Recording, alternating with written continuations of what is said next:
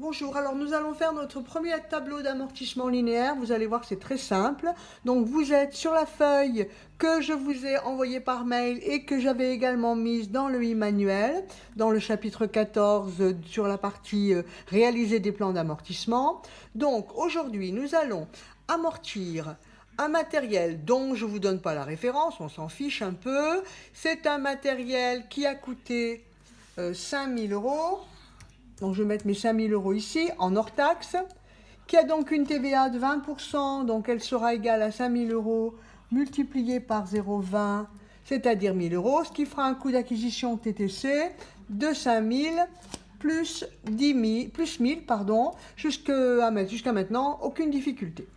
La valeur résiduelle, elle va être égale à 0, c'est-à-dire qu'une fois que votre matériel il est amorti, eh bien, il n'a plus de valeur. On peut le mettre au rebut, voilà, il n'a plus de valeur comptable. On dit qu'il est complètement amorti. La durée de vie, on va mettre une durée de vie sur 5 ans. Donc, une durée de vie sur 5 ans, ça occasionne un taux de 20%, parce qu'on calcule toujours le taux d'amortissement de la façon suivante, égal 1 divisé par la durée de vie. Voilà. Ensuite, date de mise en service. Date de mise en service, 01, 1er janvier. Date d'acquisition, 01, 01. On va calculer le nombre de jours qui vont être utilisés dans l'année. Dans l'année, il y a 360 jours. Et donc, comme on va l'utiliser du 1er janvier au 31 décembre, eh bien, il y aura 360 jours la première année sur le nombre de jours. Donc, dans une année, on peut utiliser 360 jours. C'est le nombre de jours comptables. On ne prend pas 365. Et le prorata la première année, eh bien, il y aura 360 jours d'utilisation puisqu'on l'aura acheté le 1er janvier.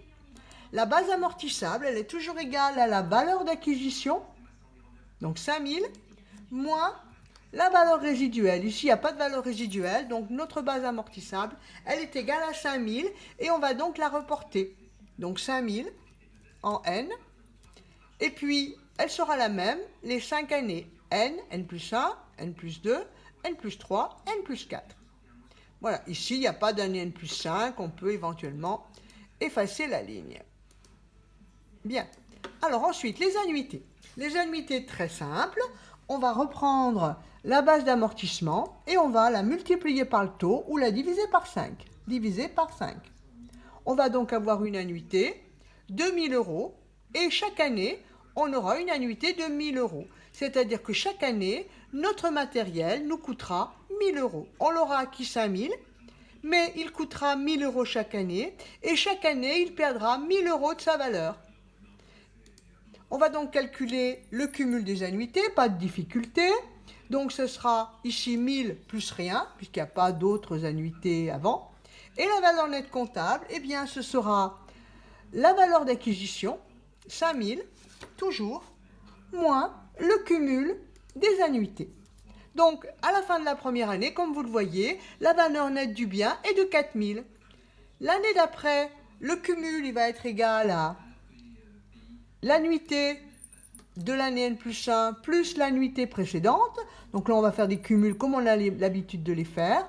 Et la valeur nette comptable, elle va être égale à le coût d'acquisition moins le total des annuités. Donc, à la fin de la deuxième année, le matériel ne vaut plus que 3000. Et vous avez compris, à la fin de la troisième année, en N plus 2, il ne vaudra plus que 2000. Donc ici, on continue. Je continue de cumuler mes annuités. Donc là, je peux le faire comme ça. Voilà. Et là, je vais continuer à calculer mes valeurs nettes comptables. Donc, soit je peux incrémenter, si j'ai compris, soit je continue. 5000 moins le cumul. Troisième année, mon matériel ne vaut plus que 2000. Quatrième année, mon matériel ne vaut plus que 5000 moins 4000, 1000 €.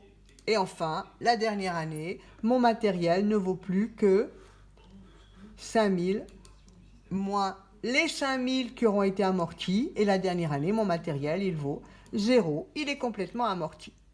Voilà pour ce premier exercice. Donc, je voudrais que, dans le deuxième tableau, vous me calculiez Un amortissement linéaire pour une machine qui aurait coûté, on va partir du hors-taxe, elle aurait coûté 12 000 euros. Nous allons l'amortir sur 6 ans. Elle aura une valeur résiduelle de 0. Elle aura été mise en service le 1er janvier. Donc, avec un achat qui aurait eu lieu le 1er janvier. Il y aurait donc 360 jours d'utilisation dans l'année. Et la première année, 360 jours d'utilisation aussi. Et la base amortissable, eh bien, elle serait égale à coût d'acquisition moins la valeur résiduelle. D'accord? Voilà, je vous laisse faire le tableau, vous me l'envoyez et on regarde ce que vous avez fait. Je vous donne la correction dans un petit moment.